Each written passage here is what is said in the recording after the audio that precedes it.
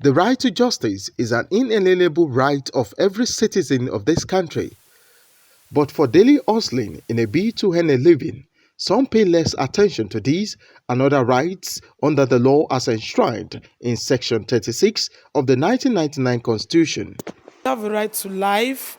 For example, you have the right of association. You don't have to associate with everybody. You have a right to pick whom you're associating with.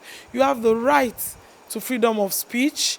You have the right to religion. Where any of the rights as contained under that particular chapter of the law is violated or is being violated or is likely going to be violated, the citizens have right to approach the court to enforce their right. However, for some others, getting justice when needed appears elitist and unaffordable. Why would he be so encouraged to want to even take that step? Even if he will say, okay, let me go and look for money to litigate. He already begins to see an end where the other party will even oppress him further in court. So why further your misery if you know that at the end of the day, what befalls you is what befell you earlier?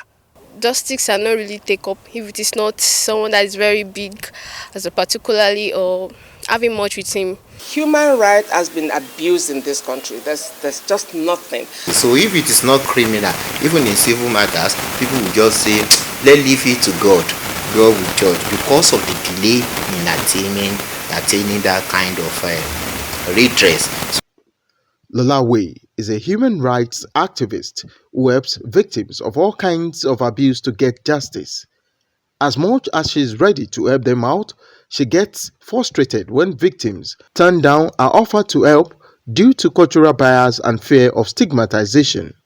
In our society, the first thing we do is we blame the victim.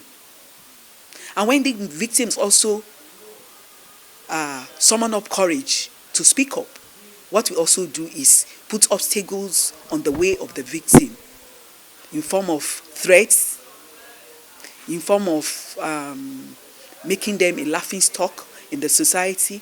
Also, people also bring prayer on them. Religious leaders, community leaders, traditional rulers, telling them that if you go to court, you can't come back home to be friends.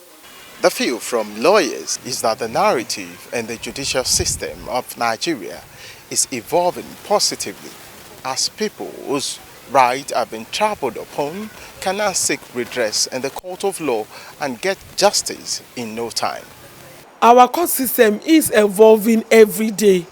Our judges even sit online now. In the administration of criminal justice law has helped giving time frame to when cases can be dispensed of. The law exists, we can allow it to work, and we should, as a matter of fact, let it work. The mother of a girl who was sexually molested initially didn't want to go to court.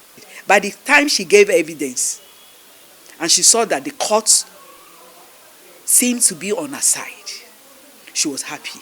To look at a system where the court can also bring restoration to the plaintiff.